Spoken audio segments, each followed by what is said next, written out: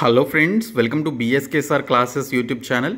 Friends, ఈ వీడియోలో SSC MTS 8th October first షిఫ్ట్లో అడిగినటువంటి మెమరీ బేస్డ్ క్వశ్చన్స్కి సంబంధించినటువంటి డిస్కషన్ అయితే చూద్దాము. వీడియో చూస్తున్నటువంటి వారు వీడియోని లైక్ చేసి ఛానల్ని సపోర్ట్ చేయండి. ఈ వీడియోకి 1000 లైక్స్ అయితే ఎక్స్పెక్ట్ చేస్తున్నాను. సో ప్రతి ఒక్కరు కూడా లైక్ చేసి మీ ఫ్రెండ్స్కి షేర్ చేయండి. ఫస్ట్ టైం మన ఛానల్ని విజిట్ చేస్తే ఖచ్చితంగా సబ్స్క్రైబ్ చేసుకొని బెల్ సింబల్ని యాక్టివేట్ చేసుకోండి. ఫ్రెండ్స్, డీటెయిల్స్లోకి వెళ్లే ముందు దసరా ఫెస్టివల్ సందర్భంగా మన BSK జాబ్స్ యాప్లో మీరు ఏ కోర్స్ తీసుకున్నా కూడా SSC, railway, APPSC, TGPSC, AP police, AP court, TS పోలీస్కి సంబంధించినటువంటి కోర్సెస్ని 80% ఆఫ్తో 399 రూపీస్కే మీకు 2 డేస్ ఆఫర్ కింద ఇస్తున్నామండి.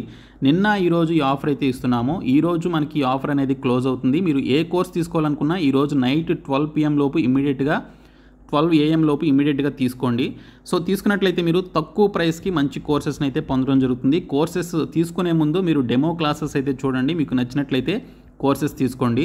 యాప్ లింక్ నేను మీకు డిస్క్రిప్షన్లో ప్రొవైడ్ చేశాను. ఇమీడియట్గా యాప్ని డౌన్లోడ్ చేసుకొని ఈ కోర్సెస్ అయితే తీసుకోండి. ఫ్రెండ్స్, ఈరోజు SSC MTS 8th October first షిఫ్ట్లో అడిగినటువంటి మెమరీ బేస్డ్ క్వశ్చన్స్కి సంబంధించినటువంటి ఆన్సర్స్ అయితే చూద్దాము. సో చివరి వరకు చూడండి.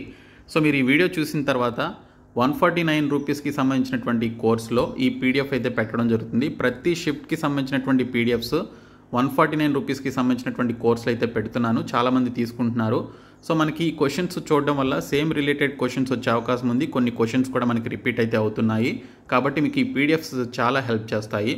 సో ఈ 149 రూపీస్తో పాటు మీకు మిగిలినటువంటి క్లాసెస్ కోర్స్ అన్నీ కూడా 399 రూపీస్ కింద మీకు ఇవ్వడం జరుగుతుందండి. మీరు ఏ కోర్స్ తీసుకున్నా కూడా 399 రూపీస్కి పొందవచ్చు. ఈ ఆఫర్ ఈ ఒక్కరోజు మాత్రమే ఉంటుంది. కాబట్టి ఇమీడియట్గా డిస్క్రిప్షన్లో ఉన్నటువంటి యాప్ని డౌన్లోడ్ చేసుకొని ఇమీడియట్గా తీసుకోండి. సో ఇక్కడ మొదటి క్వశ్చన్ చూసుకున్నట్లయితే, first Indian cricket team captain ఎవరు అని చెప్పేసి అడిగారు. తొలి భారత క్రికెట్ జట్టు కెప్టెన్ ఎవరు అని చెప్పేసి అడగడం జరిగింది.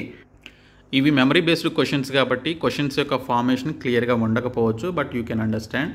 సో ఇక్కడ ఆన్సర్ చూసుకున్నట్లయితే కొత్తారి కనకయ్య నాయుడు గారండి. సో కొత్తారి కనకయ్య నాయుడు గారు అంటే ఈయనే. సో భారత క్రికెట్ జట్టుకి సంబంధించి మనకి ఫ్రీడమ్ రాకముందు ఈయన భారత క్రికెట్ జట్టుకి సంబంధించి కెప్టెన్గా పనిచేయడం జరిగింది. So CK Naidu was the first captain of the Indian men's cricket team. CK Naidu భారత పురుషుల క్రికెట్ జట్టుకు మొదటి కెప్టెన్గా పనిచేయడం జరిగింది. అది మరి మనకి ఫ్రీడమ్ వచ్చిన తర్వాత ఎవరు పనిచేశారయ్యా అంటే, భారతదేశానికి స్వాతంత్రం వచ్చిన తర్వాత లాలా అమర్నాథ్ జట్టుకు నాయకత్వం వహించినటువంటి మొదటి భారతీయుడు. Lala Amarnath was the first Indian to captain the team after India gained independence. మనకి ఇండిపెండెన్స్ వచ్చిన తర్వాత మొదటి కెప్టెన్గా ఇండియన్ క్రికెట్ టీంకి ఎవరు పనిచేశారు అంటే లాలా అమర్నాథ్ గారు అని చెప్పేసి ఆన్సర్ చేయాలి. ఒకవేళ మనకి ఇండియాకి ఫ్రీడమ్ రాకముందు ఎవరు కెప్టెన్గా క్రికెట్ టీంకి పనిచేశారు అంటే కొఠారి కనకయ్య నాయుడు గారు పనిచేయడం జరిగింది. సో ఈయన కొఠారి కనకయ్య నాయుడు గారు అనమాట. Next question, who is Karnataka Sangeeta Pitamaha? Karnataka సంగీత పితామహుడిగా ఎవరిని పిలుస్తారు అని చెప్పేసి అడిగారు. సో ఇక్కడ ఆన్సర్ చూసినట్లయితే పురందరదాసు 1484 నుంచి 1564 మధ్య ఆయన బ్రతికి ఉన్నారు. సో కర్ణాటక సంగీత పితామహ లేదా కర్ణాటక సంగీతానికి తాతగా కూడా ఆయన ప్రసిద్ధి చెందారు. అతను కర్ణాటక సంగీతాన్ని బోధించే వ్యవస్థను స్థాపించిన ఘనత మరియు దానికోసం ప్రాథమిక పాఠాలను రూపొందించినట్లు పరిగణించబడుతుంది. Purandaradas 1484 to 1564 is known as the Karnataka Sangeeta Pitamaha or the grandfather of Carnatic music అని చెప్పేసి కూడా అంటారు. He is credited with establishing the system of teaching Carnatic music and is considered to have formulated the basic lessons for it. Okay, so ఈ క్వశ్చన్స్కి సంబంధించిన answer వచ్చేసి కర్ణాటక పితామహ, సంగీత పితామహ ఎవరంటే పురందరదాస్ అనేటువంటి ఆయనండి. నెక్స్ట్ క్వశ్చన్, కాంచనజంగా పీక్ గురించి మనకు ఒక క్వశ్చన్ అయితే వచ్చింది. సో కాంచనజంగా లేదా కాంచనగంగాకి సంబంధించినటువంటి శిఖరానికి సంబంధించి ఆ పీక్కి సంబంధించి ఎత్తైన శిఖరానికి సంబంధించినటువంటి క్వశ్చన్ అయితే వచ్చింది. బట్ క్లియర్గా క్వశ్చన్ ఏంటనేది మనకు తెలియదు కానీ సో దీని రిలేటెడ్ క్వశ్చన్ అయితే రావడం జరిగింది. సో ఈ కాంచనజంగా అనేది లేదా కాంచనగంగా అనేది ప్రపంచంలోని 3వ ఎత్తైన అతిపెద్ద శిఖరంగా చెప్పుకోవచ్చు లేదా పర్వతంగా చెప్పుకోవచ్చు. ఇది భారతదేశంలోని నేపాల్ అలాగే సిక్కిం సరిహద్దుల్లో ఉంటుందండి. మీరు ఇక్కడ ఇమేజ్లో చూడవచ్చు. సో ఇక్కడ ఈ స్పాట్ ఏదైతే ఉందో అది కాంచనజంగాకి సంబంధించినటువంటి పీక్ అనమాట. సో ఇక్కడ మనకి 4-5 పీక్స్ అయితే ఉంటాయి కాంచనజంగాతో పాటు. సో కాంచనజంగా అనే పేరు సిక్కింలో the 5 treasures of the great snow అని చెప్పేసి అనువదించబడుతుంది. The 5 treasures of the great snow అని చెప్పేసి కూడా అంటారు. సో ఇక్కడ చూసుకున్నట్లయితే మనకి కాంచనజంగా ప్రధానంగా దాని యొక్క ఎత్తు వచ్చేసి 8586 మీటర్ల ఎత్తు ఉంటుంది. దాని పక్కనే మనకి ఎలాంగ్ కాంగ్ అని చెప్పేసి మరొక శిఖరం ఉంటుంది, అది 8505 మీటర్ల ఎత్తు ఉంటుంది. దాని పక్కనే కాంచనజంగా వెస్ట్ అని చెప్పేసి మరొక శిఖరం ఉంటుంది. ఇక్కడ మీరు ఈ ఇమేజ్ని మీరు జూమ్ చేసినట్లయితే మీకు అర్థమవుతుంది. అది వచ్చేసి 8420 మీటర్ల ఎత్తు ఉంటుంది. ఇంకా జంట శిఖరాలు రెండు కలిపి చూసుకుంటే మనకి 8476 మీటర్ల ఎత్తులో కొన్ని జంట శిఖరాలు అయితే ఉంటాయి. సో ఇక్కడ చూసుకుంటే Kanchenjunga is the third highest mountain in the world and is located on the border of Nepal and Sikkim, India. The name Kanchenjunga translates to the 5 treasures of the great snow in Sikkim. సిక్కింలో దీన్ని the 5 treasures of the great snow అని చెప్పేసి పిలుస్తారు. So ఇక్కడ మీరు Kanchenjunga main శిఖరానికి సంబంధించిన ఎత్తు చూడొచ్చు. సో ఫస్ట్ వచ్చేసి మనకి ఎవరెస్ట్ శిఖరం 8800కి పైగా మీటర్లతో హైట్లో ఉంటుంది. తర్వాత K2 శిఖరం ఉంటుంది. తర్వాత మనకి ఈ Kanchenjunga third highest peak in the world అనమాట. ఓకే, నెక్స్ట్ క్వశ్చన్ వచ్చేసి 2023 నాటికి ప్రధాన ప్రజా నౌకాశ్రయాలు ఏమిటి? Major public see ports as of 2013 అని చెప్పేసి అడిగారు. సో ఇక్కడ చూసుకుంటే మొత్తం 13 మనకి సీ పోర్ట్స్ అయితే ఉన్నాయండి, major sea ports. There are 13 major ports and 217 non major ports across the country. దేశవ్యాప్తంగా 13 మేజర్ పోర్ట్లు ఉంటే 217 నాన్ మేజర్ పోర్ట్లు అయితే ఉన్నాయి. Okay, next question, Gita Govinda author ఎవరు అని చెప్పేసి అడిగారు. గీతా గోవింద రచయిత ఎవరు అంటే శ్రీ జయదేవ గోస్వామి అనేటువంటి ఆయన ఈ గీతా గోవింద అనేటువంటి బుక్ని రాయడం జరిగింది. సో ఇక్కడ చూసుకుంటే Gita Govinda is one of the famous Indian love poem collections written in Sanskrit. The author of Gita Govind was కవి జయదేవ. ఓకే, సో ఇది మనకి సాంస్క్రిట్లో రాసినటువంటి ఒక లవ్ పోయం అనమాట. ఓకే, సంస్కృతంలో రాయబడినటువంటి ప్రసిద్ధ భారతీయ ప్రేమ కవితా సంకలనాల్లో గీతా గోవిందం కూడా ఒకటి. గీతా గోవింద రచయిత ఎవరు అంటే శ్రీ జయదేవ గోస్వామి. శ్రీ జయదేవ గోస్వామి, ఇక్కడ మీరు నేమ్ కూడా చూడొచ్చు, శ్రీ జయదేవ గోస్వామి అనేటువంటి ఆయన ఈ గీతా గోవిందాన్ని రాయడం జరిగింది. నెక్స్ట్ క్వశ్చన్, ఇది చాలా ఇంపార్టెంట్ క్వశ్చన్ అండి. 1 తారీఖ్ 1 గంట 1 సాత్ క్యాంపెయిన్ ఆన్ విచ్ అకేషన్ అని చెప్పేసి అడిగారు. ఏ సందర్భంలో 1 తారీఖ్ 1 గంట 1 సాత్ అనేటువంటి ప్రచారాన్ని ప్రారంభించడం జరిగింది అని చెప్పేసి అడిగారు. సో ఇది స్వచ్ఛ భారత్కి సంబంధించింది అనమాట. సో ఇక్కడ చూసుకున్నట్లయితే 1 డేట్ 1 గంట 1 సాత్ లేదా 1 తారీఖ్ 1 గంట 1 సాత్ campaign is a cleanliness drive celebrated on the occasion of Gandhi Jayanti. Prime Minister Narendra Modi started this campaign in this year 2023 on October 1st. Under this campaign, people did 1 hour of Shramadhan for cleanliness. People were invited to join this campaign అని చెప్పేసి so దీనికి సంబంధించినటువంటి complete explanation అయితే ఉంది. So ప్రధానమంత్రి నరేంద్ర మోడీ ఈ యొక్క campaign start చేశారు 2023 అక్టోబర్ 1న. సో దీనికి సంబంధించి ఎవరైతే దేశంలో ఉన్నటువంటి ప్రజలు ఉన్నారో వారు శ్రమదానం చేసి ఒక రోజున 1 గంట పాటు వాళ్ళు శ్రమదానం చేస్తే దేశం కొంత క్లీన్ అవుతుందనేటువంటి ఉద్దేశంతో ఈ యొక్క ప్రచారం చేయడం జరిగింది. 1 డేట్ 1 గంట 1 సాత్ ప్రచారం గాంధీ జయంతి సందర్భంగా జరుపుకునేటువంటి స్వచ్ఛతా డ్రైవ్ అనమాట ఇది. స్వచ్ఛతా డ్రైవ్ అని చెప్పేసి అంటారు. ఈ ప్రచారాన్ని ప్రధాని నరేంద్ర మోడీ ప్రారంభించారు 2023 సంవత్సరంలో అక్టోబర్ 1న. ఈ ప్రచారం కింద ప్రజలు పరిశుభ్రత కోసం 1 గంట శ్రమదానం చేశారు. ఈ ప్రచారంలో పాల్గొనాలని ప్రజలను ఆహ్వానించడం జరిగింది. Next question, first foreign ruler in north west India post Mauryan period. మౌర్యుల కాలం తర్వాత వాయవ్య భారతదేశంలో మొదటి విదేశీ పాలకుడు ఎవరు అని చెప్పేసి అడిగారు. సో ఇక్కడ చూసుకున్నట్లయితే ఇండో గ్రీక్స్ అండి. The first foreign ruler in north west India after the Mauryan period was the Indo Greeks who ruled from 180 BCE to 10 AD. మౌర్యుల కాలం తర్వాత వాయవ్య భారతదేశంలో మొదటి విదేశీ పాలకుడు ఇండో గ్రీకులు. వీరు 180 BCE నుండి 10 AD వరకు పాలించడం జరిగింది.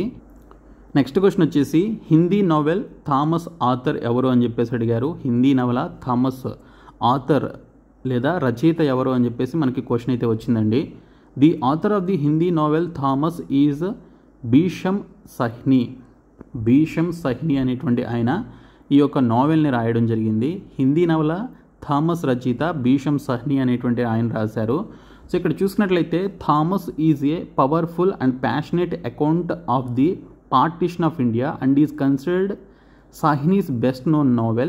The book won the Sahitya Academy Award in 1975 and was adapted into a national award winning film by Govind Nihalani. Okay, 1975లో ఈ బుక్ రాసినందుకు గాను, ఈ అద్భుతమైనటువంటి బుక్ రాసినందుకు సాహిత్య అకాడమీ అవార్డు కూడా రావడం జరిగింది. అలాగే నేషనల్ అవార్డు విన్నింగ్కి సంబంధించి వీళ్ళు అడాప్ట్ కూడా చేసుకున్నారనమాట. థామస్ అనేది భారతదేశ విభజన యొక్క శక్తివంతమైన మరియు ఉద్వేగభరితమైనటువంటి కథ మరియు సాహ్ని యొక్క ఉత్తమ నవలగా పరిగణించబడుతుంది. ఈ పుస్తకం 1975లో 1975లో సాహిత్య అకాడమీ అవార్డును గెలుచుకుంది మరియు గోవింద్ నిహలానీచే జాతీయ అవార్డు గెలుచుకున్న చిత్రంగా కూడా మార్చబడింది. Next question, Swachh Bharat started on whose birthday. Swachh Bharat ఎవరి పుట్టినరోజున ప్రారంభమైంది అని చెప్పేసి అడిగారు. సో ఇది మహాత్మా గాంధీ గారి పుట్టినరోజు సమయంలో సో దీనికి సంబంధించినటువంటి యొక్క స్వచ్ఛ భారత్ అనేటువంటి క్యాంపెయిన్ని లాంచ్ చేయడం జరిగింది. అది ఎప్పుడు ఏంటి అనేది చూద్దాము. మనకి ఇయర్ కూడా అడుగుతారు. The Swachh Bharat Abhiyan or clean India mission was launched on October 2, 2014. అంటే బీజేపీ గవర్నమెంట్ వచ్చినటువంటి ఫ్యూ మంత్స్ తర్వాత 2014లో బీజేపీ గవర్నమెంట్ వచ్చిన తర్వాత అక్టోబర్ 2న ఈ యొక్క స్వచ్ఛ భారత్ స్కీమ్ని లేదా ఈ యొక్క క్యాంపెయిన్ని లాంచ్ చేశారు. Which was Mahatma Gandhi's 145th birth anniversary. Okay, Mahatma Gandhi గారికి సంబంధించినటువంటి 145వ పుట్టినరోజు సందర్భంగా, ఓకే, జయంతి సందర్భంగా అక్టోబర్ 2, 2014న ఈ స్వచ్ఛ భారత్ అభియాన్ అనేటువంటి ఒక మిషన్ని లాంచ్ చేయడం జరిగింది. Prime minister Narendra Modi announced the campaign on Indian independence day and launched it at Rajpath in New Delhi. Okay, independence day సందర్భంగా ఆగస్టు 15న ఆయన ఈ క్యాంపెయిన్ గురించి చెప్పారు. సో దీన్ని ఎక్కడ లాంచ్ చేశారు అంటే రాజ్పథ్ ఉంటుంది కదా, సో న్యూఢిల్లీలో అక్కడ లాంచ్ చేయడం జరిగింది. సో మీరు ఇక్కడ చూడొచ్చు ఈ ఇమేజ్లో. Next question, what is peloton in cycling. What is peloton in cycling అని చెప్పేసి అడిగారు. సైక్లింగ్లో పెలోటోన్ అంటే ఏమిటి? In cycling a peloton is a large group of riders who bunch together at the start of a race. So మీరు ఇక్కడ ఒలింపిక్స్లో చూసే ఉంటారు, లేదా సైక్లింగ్కి సంబంధించినటువంటి రేస్లో కూడా చూసే ఉంటారు. సో రేస్ స్టార్ట్ అవ్వడానికి ముందు వాళ్ళు ఈ విధంగా ఒక గుంపుగా ఈ విధంగా సైక్లిస్ట్స్ ఎవరైతే ఉంటారో ఈ విధంగా నుంచుంటారనమాట సైకిల్ మీద. సో దాన్ని పెలోటోన్ అని చెప్పేసి అంటారు. సైక్లింగ్లో పెలోటోన్ అనేది రేసు ప్రారంభంలో కలిసి ఉండేటువంటి రైడర్ల యొక్క పెద్ద సమూహాన్ని పెలోటోన్ అని చెప్పేసి అంటారు. Next question, most Hindi speaking state according to 2011 census. So 2011 సెన్సెస్కి సంబంధించి నేను మీకు కంప్లీట్ పీడిఎఫ్ అయితే ప్రొవైడ్ చేయడం జరిగింది. సో ఆ పీడిఎఫ్లో ఈ బిట్స్ అన్నీ కూడా పెట్టానండి. సో ఆ పీడిఎఫ్ తీసుకొని చదివినటువంటి వారు నిన్న కూడా మనకి ఈ 2011 సెన్సెస్కి సంబంధించి క్వశ్చన్స్ అడిగారు. 30th సెప్టెంబర్ ఫస్ట్ షిఫ్ట్లో మిగిలినటువంటి షిఫ్ట్స్లో కూడా మనకి 2011 సెన్సెస్కి సంబంధించిన క్వశ్చన్స్ వచ్చాయి. మీరు 149 రూపీస్కి సంబంధించిన కోర్స్ తీసుకుంటే మీకు అది చాలా బాగా యూజ్ అవుతుంది. చాలామంది ఆ కోర్స్ ద్వారా బెనిఫిట్ పొందినటువంటి స్టూడెంట్స్ మన ఛానల్ సబ్స్క్రైబర్స్ ఉన్నారు. కాబట్టి నెక్స్ట్ షిఫ్ట్స్లో ఎగ్జామ్స్ రాసేటువంటి వాళ్ళు ఆ పర్టికులర్ పీడిఎఫ్ మెటీరియల్ అయితే తీసుకోండి. డిస్క్రిప్షన్లో యాప్ లింక్ ఉంటుంది, చూడండి. సో ఇక్కడ చూసుకున్నట్లయితే 2011 జనాభా లెక్కల ప్రకారం అత్యధికంగా హిందీ మాట్లాడేటువంటి రాష్ట్రం ఏంటి అని చెప్పేసి అడిగారు. ఉత్తరప్రదేశ్ రాష్ట్రం అనమాట. సో ఉత్తరప్రదేశ్ స్టేట్లో ఎక్కువగా మనకి హిందీ అయితే మాట్లాడతారు. 2011 సెన్సస్ రిపోర్ట్ ప్రకారం ఇదైతే చెప్తోంది. Uttar Pradesh is the state with the highest percentage of Hindi speakers in India with 97.4% of the population able to speak the language. 2011 జనాభా లెక్కల ప్రకారం ఉత్తరప్రదేశ్ భారతదేశంలో అత్యధిక శాతం హిందీ మాట్లాడే రాష్ట్రంగా ఉంది.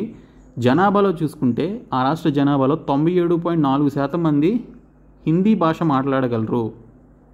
ఓకే, నెక్స్ట్ క్వశ్చన్ వచ్చేసి, promoting the educational and economic interests of the weaker sections of society especially the scheduled castes and scheduled tribes which article అని చెప్పేసి అడిగారు.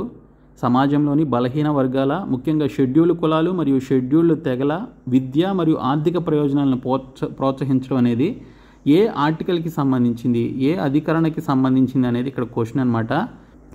సో దీనికి సంబంధించి ఆన్సర్ చూసినట్లయితే article 46 of the constitution of India promotes the educational and economic interests of the weaker sections of society including the scheduled costs and scheduled tribes. భారత రాజ్యాంగంలోని article 46 schedule కులాలు మరియు షెడ్యూల్ తెగలతో సహా సమాజంలోని బలహీన వర్గాల విద్య మరియు ఆర్థిక ప్రయోజనాలను ఇది ప్రోత్సహిస్తుంది. సో ఇది ఆర్టికల్ 46 అనేది షెడ్యూల్ కులాలు మరియు షెడ్యూల్ తెగలకి సంబంధించింది ఇది.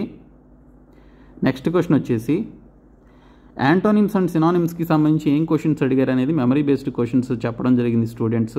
సో ఇక్కడ యాంటోనిమ్స్కి సంబంధించి చూసుకుంటే మెలంకోలీ, బల్గింగ్ అని చెప్పేసి అడిగారు. సో ఇక్కడ మెలంకోలీ అంటే విచారంగా ఉండడం అండి. ఓకే, దీనికి ఆపోజిట్ ఏంటనేది మనం చెప్పాలి కాబట్టి చియర్ఫుల్నెస్ అండ్ హ్యాపీనెస్ అనేది మనకి ఇక్కడ ఆపోజిట్ వర్డ్స్గా చెప్పుకోవచ్చు. ఇంకా చాలా ఉంటాయి. మీకు ఇచ్చిన 4 ఆప్షన్స్లో ఈ మెలంకోలీ అనేటువంటి పదానికి ఆపోజిట్లో ఏదైతే ఉందో ఇచ్చినటువంటి 4 ఆప్షన్స్లో మీరు అది చూసుకొని పెట్టాల్సి ఉంటుంది. బట్ కరెక్ట్గా ఇవే ఇస్తారని అయితే లేదు. బట్ మెలంకోలీ అనేటువంటి పదానికి ఆపోజిట్ వర్డ్స్ ఏంటంటే ఈ విధంగా ఉంటాయి అన్నమాట, చియర్ఫుల్ అండ్ హ్యాపీనెస్ అని. తర్వాత బల్గింగ్ అని చెప్పేసి ఇచ్చారు. సో బల్గింగ్ అంటే వాపు రావడం, ఒబ్బడం అనే దాన్ని బల్గింగ్ అని చెప్పేసి అంటారు. సో దీనికి ఆపోజిట్ వచ్చేసి కాంట్రాక్ట్ లేదా డీఫ్లేట్. ఓకే, కాంట్రాక్ట్ అంటే కుచించుకుపోవడం లేదా డీఫ్లేట్ అన్న కూడా అదే మీనింగ్ వస్తుంది, తగ్గిపోవడం అని. సో కాబట్టి బల్గింగ్ అంటే వాపు లేదా ఒబ్బడాన్ని బల్గింగ్ అంటారు. సో దీనికి ఆపోజిట్ కాంట్రాక్ట్ అండ్ డీఫ్లేట్ అనేది మనకి ఆపోజిట్ వర్డ్స్గా చెప్పుకోవచ్చు. తర్వాత బ్లీక్, బ్లెండ్కి సంబంధించిన సినానిమ్స్ ఏంటని చెప్పేసి అడిగారు. అంటే సేమ్ సిమిలర్ మీనింగ్ వచ్చేటువంటి వర్డ్స్ అనమాట. సో ఇక్కడ చూసుకున్నట్లయితే బ్లీక్ అంటే మనకి ఇక్కడ కొంచెం ప్రైవసీ మెయింటైన్ చేయడం, లేకపోతే సీక్రెట్ మెయింటైన్ చేయడం, లేకపోతే దాచుకొని ఉండడాన్ని, ఓకే, హైడ్ చేయడాన్ని బ్లీక్ అని చెప్పేసి అంటారు. సో దీనికి ఆపోజిట్ వచ్చేసి బేరు, ఎక్స్పోజ్డ్, డిజోలేటు, స్టార్క్, ఈ విధంగా మనకి మీనింగ్స్ అయితే ఉంటాయి. ఇంకా బ్లెండ్ అంటే ఏంటి, మిక్స్ అనమాట. ఓకే, బ్లెండ్ అంటే మిక్స్ చేయడం, మిశ్రమం అని చెప్పేసి ఉంటాం కదా, సో మిశ్రమం అనమాట. సో దీనికి మిక్స్, మింగిల్, కంబైన్ అనేది మనకి ఇక్కడ సినానిమ్స్గా చెప్పుకోవచ్చు. సో ఇవి ఈరోజు ఫస్ట్ షిఫ్ట్లో అడిగినటువంటి క్వశ్చన్స్ అండ్ ఆన్సర్స్ అండి. సో ఈ పీడిఎఫ్ నేను మీకు 149 రూపీస్కి సంబంధించిన కోర్సులో పెడతాను. సో ప్రతి ఒక్కరు తీసుకోండి. అలాగే మిగిలినటువంటి క్లాసెస్కి సంబంధించిన కోర్సెస్ మీరు ఏ కోర్సెస్ తీసుకున్నా కూడా 399 రూపీస్కే మీకు ప్రొవైడ్ చేస్తున్నాము. తెలుగు మీడియంలో కోర్సెస్ అయితే ఉన్నాయి. మీరు డెమో క్లాసెస్ చూసి ఆ కోర్సెస్ అయితే తీసుకోండి. డిస్క్రిప్షన్లో యాప్ లింక్ ఉంటుంది, చూడండి. ఈ ఆఫర్ మనకి ఈరోజు మాత్రమే ఉంటుందండి. రేపటి నుంచి ప్రైసెస్ అయితే చేంజ్ అవుతాయి కాబట్టి ఇమీడియట్గా తీసుకోండి.